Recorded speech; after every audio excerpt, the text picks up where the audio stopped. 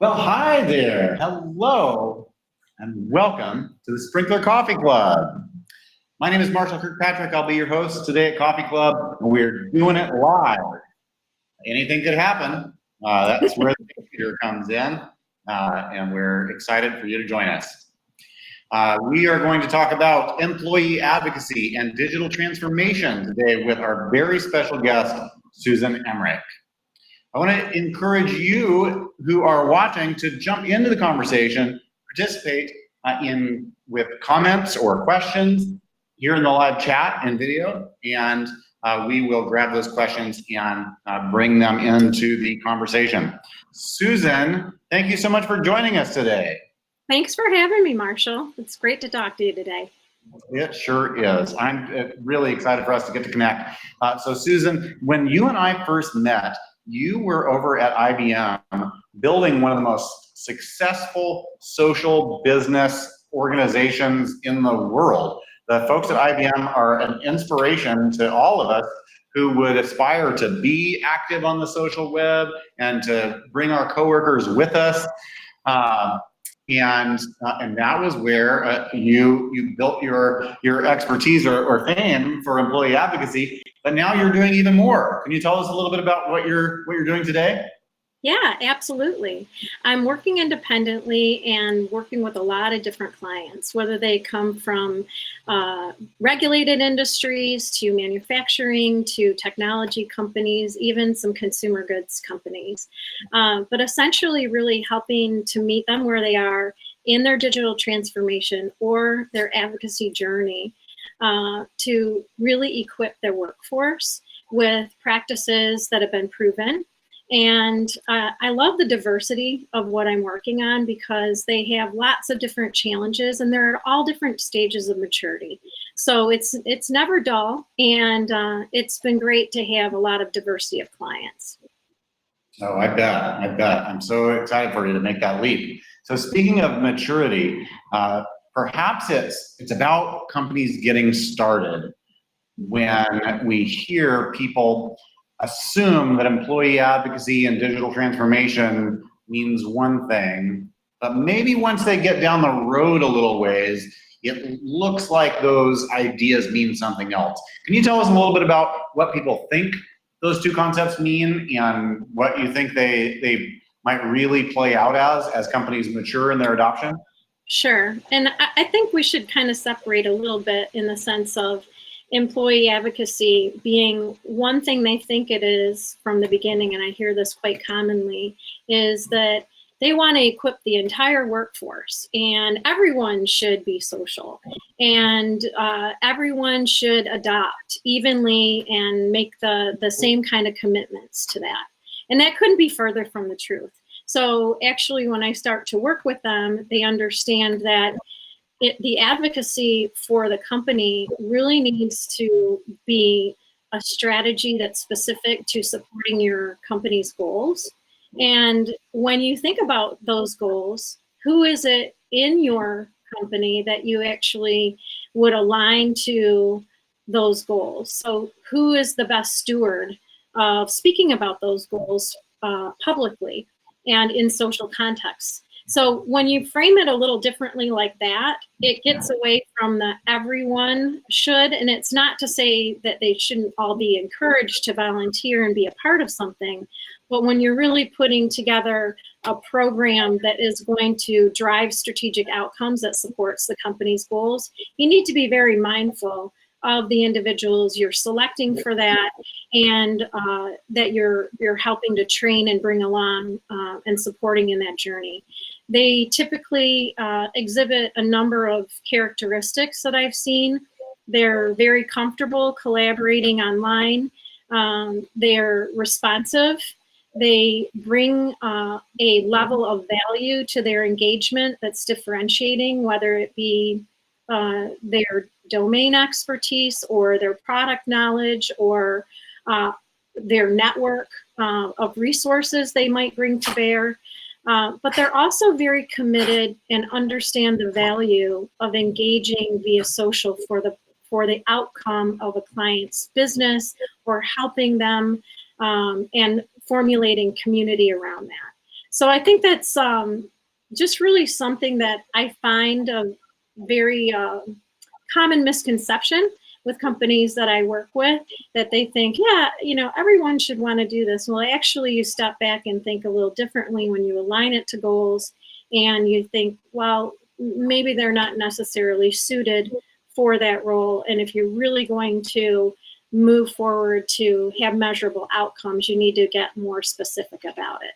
In terms of digital transformation, very much the same in the sense of it's a very broad term. And so when you think of digital transformation, it could be the transformation of an organization. It could be the transformation of processes to go from legacy systems to more modern digital or even mobile systems. And so again, no matter what, it's meeting your clients where they are and really understanding what their challenge is and working from that point forward. That's fantastic.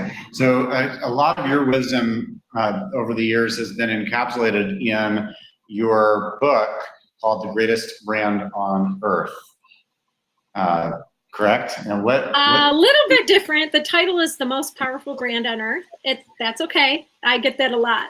If there's one thing I could do, I would name it something different. But at this time, when I wrote it with Chris Boudreau, who was my co-author, we really and still do believe that the most powerful brand on earth is possible through your employees and how they engage with your customers and your partner network.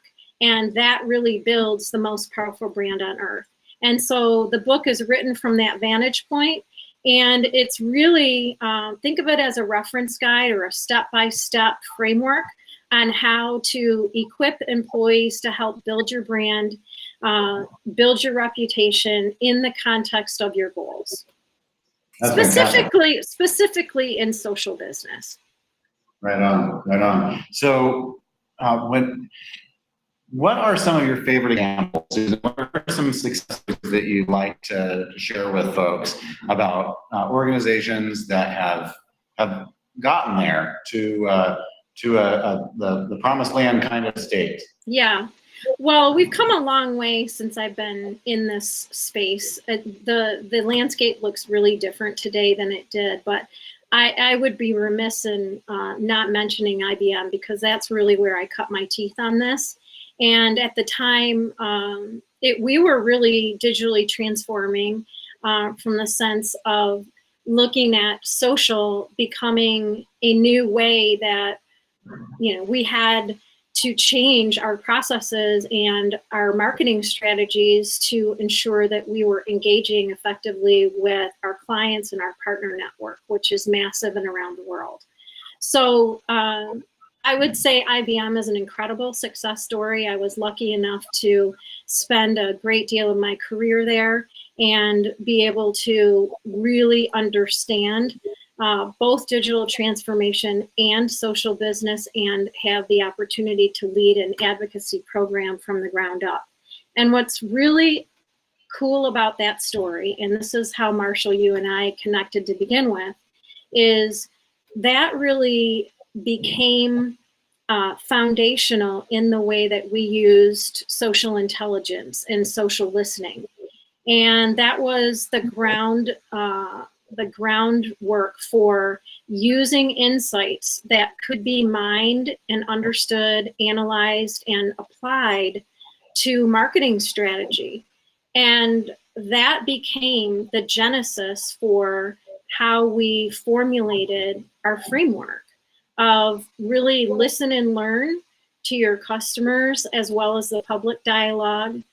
Use that intelligence to apply it to your strategic planning processes. Use that planning to then refine your engagement strategy in terms of who you should be connecting to, what language you should be using, all using that and using those insights from social listening and monitoring to refining execution. And really kind of that last step was executing getting in market, measuring outcomes, whether it was by individual, how well they were potentially influencing a market around a particular initiative or a product or a new technology, or for that matter, how was a demand generation initiative in comparison? So being able to look at the measurable outcomes and then refine and optimize along the way really became the foundation of our program at IBM. And still to this day, the market development and insights team continues that practice. It's now a global practice, and it's something that at the time we were just instrumenting in North America, but since that time it's now globally adopted around the world. So I'd say that is an incredible success story. Yeah, that's great. Susan, let me interject because we've got a question from the audience. Sure. And I'm excited to hear what your thoughts about it are. This is a question about your assertion that not everyone in an organization needs to get active on social. Specifically, Grad from Sprinklr wants to know, there's this question up on the screen. He says that he's not sure that he agrees with your point that only a few people should be on social, and wonders if you were to be working with an organization, say that wanted all customer-facing people in the front office, everyone who's working to support customers, active on social, how would you coach them up in doing so? What are some of the pieces of advice you'd offer? Okay, so the reason I said that is because let me answer Grad's question. I have to break it down into a few points. So the reason I said it was, first of all, if an individual is not comfortable and not willing for whatever reason, you would not want someone to be in that state and feel forced to do something against their comfort level, etc. The other thing is you may have an employee that's in a role that really you have to keep in a very private setting. There are lots of roles like that at companies, whether they're in legal counsel or other things. So being mindful of the word everyone is a very dangerous word for a lot of those examples. What instead, looking at going back to the point on having your advocacy program be supportive of a company's goals and strategies, if you start there and you understand with the end in mind what you're trying to accomplish in terms of making a market or differentiating yourself from the competition, and then backing into who are the right individuals that really have the understanding, the credibility, the authority, if you will, in terms of their level of expertise to be able to differentiate you and help you achieve those goals. That's when you really start to look at who are the individuals that you would want to equip and motivate and inspire to participate.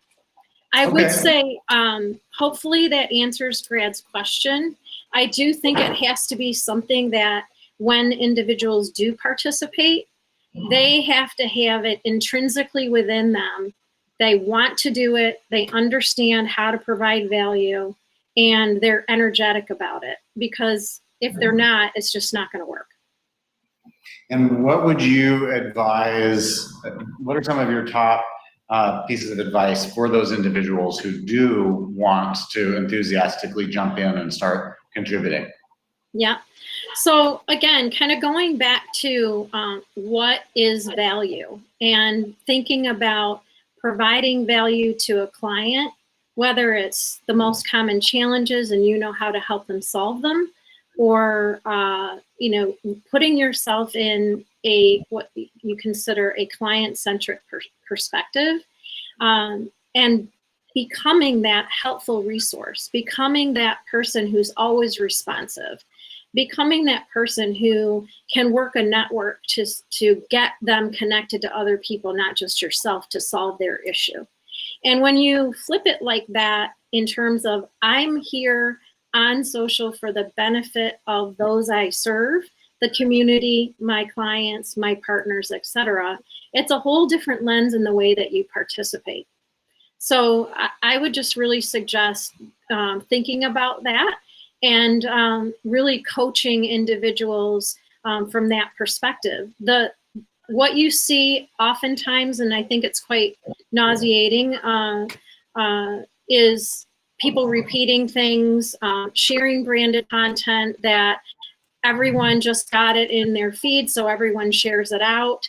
And if you're following more than one of those individuals, you see, oh, it just must have been, let out of their curation platform, so here it all is. And you see a full stream of every identical post from individuals all at the same time. So what I'm suggesting here is think about it on the receiving end. Think about what value you can add to a piece of content that's specific to you, that helps your community or your network. Yeah, let's zoom in on that a little bit because I feel like that is a real challenge for a lot of employee advocacy programs. It's hard for people who are just getting started, maybe even for any of us, to take the time to see a piece of content in an advocacy environment and read it thoroughly, think about it, offer something unique to say about it, and the end result is often you see a lot of the same pieces of content repeated verbatim. How do you relate to that challenge? Yeah, it's a big challenge, and it's been ongoing for a long time. And I think it's almost sometimes more visible because of the advancements in the platforms that we've made. So it's easier. It's, right on your mobile phone, so you can just press share. But that's really, if you step back for a moment, it's not just about sharing content. It's actually thinking about that content that you are sharing and what is your view of something, what was specific, maybe a nugget in particular that was in it that really resonated with you and you thought might help another person that was looking for some kind of information like that, calling them out by name to say, hey, I just read this and it's very similar to the conversation we had. I hope you find it helpful. It's as simple as that, to really not just be pressing the button to share it, but really make it your own and contribute something. I think it's again, it's a nature of our evolution with some great tools that are at our fingertips, especially through mobile. We're getting a little bit lazy that way, and we have to be careful about it because on the receiving end, it doesn't really provide you've created a missed opportunity to really present yourself as someone who is knowledgeable about the content they're sharing, as well as has something to say about it. So that's great advice from an individual perspective for the individual people using or participating in an advocacy program. What would you advise managers or program leaders to do to create a culture of that kind of engagement instead of just the one-click sharing? Yeah. So I feel like I'm, repeating this over and over again, but I can't stress enough how important it is that advocacy programs need to align to a company's goals. And when you think about it that way and you put the customer in the center of what your organization does on behalf of your customers, whether it's a product or a service, it doesn't matter. Really start there and help your employees understand how the curation streams that you're creating in your advocacy program actually lines up to that. So for example, I had recently worked with a client that was really interested in becoming known for their sustainability efforts and the corporate responsibility initiatives that they were working on. And when you put it in the frame of corporate responsibility and the sustainability becoming a primary what we want to be known for, that then helps you to be thinking about, we created these streams of content. Maybe there's 5 streams of content that align to the sustainability story. Could be your heritage. It could be event driven, like you're participating in global forums about this, about whatever you're taking to market. But you're putting it in the frame of a strategic initiative that the company is getting behind.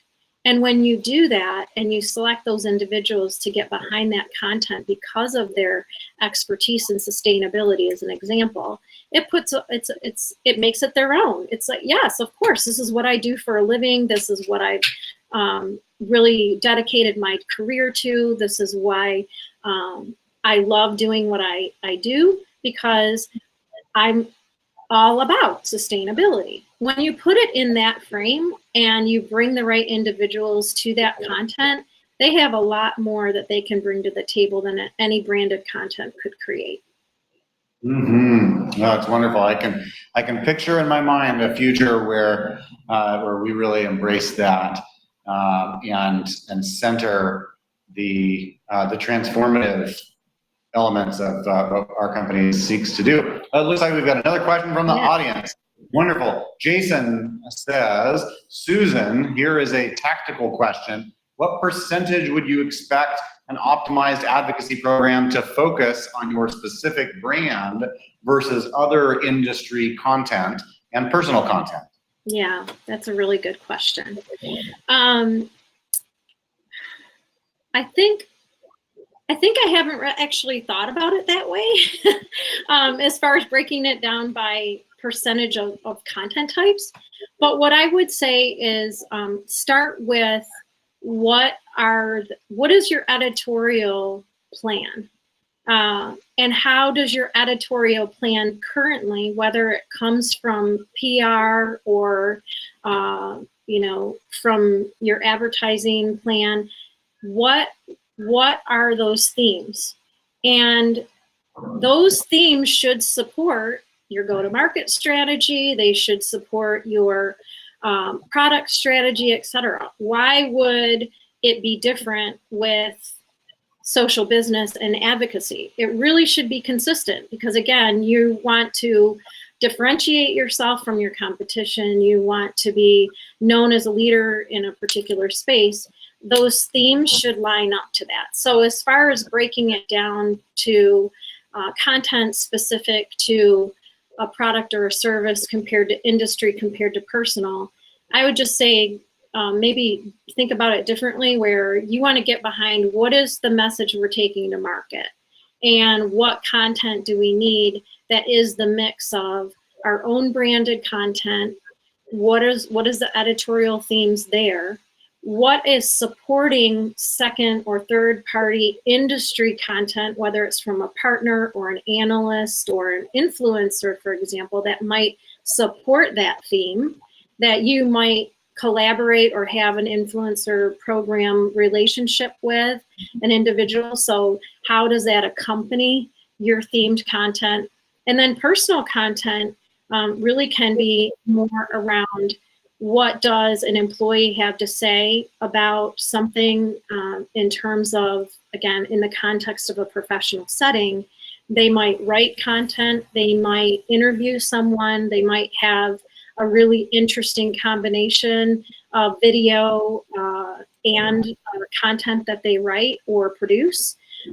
So I think the balance really isn't so much a percentage as just thinking about the editorial plan and what content you create aligns to it.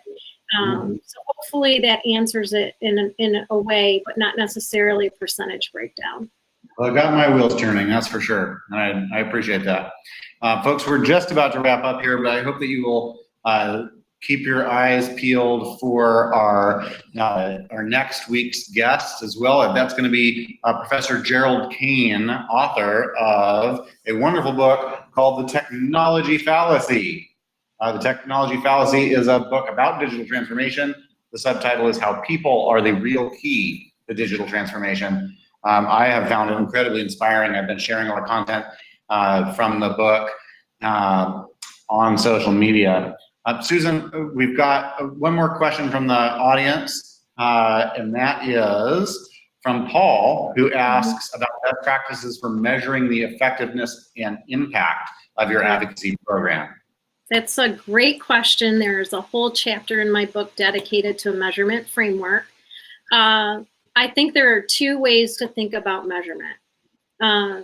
Again, I think that there's qualitative measures. In other words, the number of individuals that have come into the program, what their learnings are, some of the kind of softer metrics in terms of how they're embracing, how they're taking forward their pride for an organization, their commitment to a company, a cause, etc. So they're more, I would just say qualitative types of measures.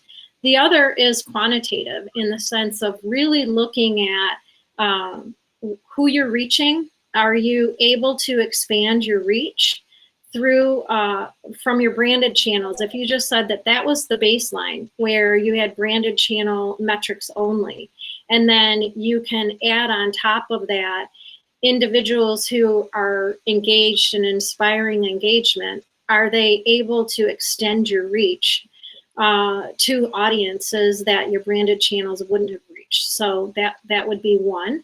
The other is from a baseline, actually expanding and measuring the engagement level. So are you actually able to foster more two-way dialogue than you would have just using your branded channels? That's another example. So, really thinking about reach, engagement, and then the third part of it is all really about being able to have content that's worthy enough, that is something that's helpful enough and valuable enough for someone to be inspired to reshare it, so advocate on your behalf. So that whole notion of really advocacy in a nutshell kind of breaks down into those three areas, and they can be specifically measured.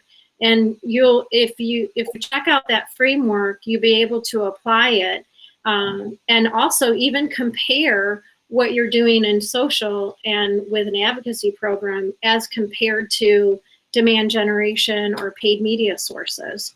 And look, which one's working better? Can they somehow complement one another? It's all the test and learn from measuring. And so the most important thing is establish a baseline from where you're starting and be able to compare relative to that baseline over time. Susan, that is a great note to end on. That is some really tangible, useful advice. What a blessing it is to get to learn from your experience implementing these kinds of programs at companies around the world. Folks, I hope that you will like and subscribe to this channel on YouTube so that you can continue to get wisdom and tips like this from all our guests. And we will be continuing to discuss these insights from Susan across various social media channels as well. Susan, I feel smarter as a result of this conversation, and what more could I ask for? It's such a pleasure to get to talk to you again. It was great, Marshall. I'm so glad to be here. Wonderful. Thank you so much, everyone, for joining the Sprinklr Coffee Club. We hope you feel smarter, too, as a result of joining us, and we will see you next week. Cheers.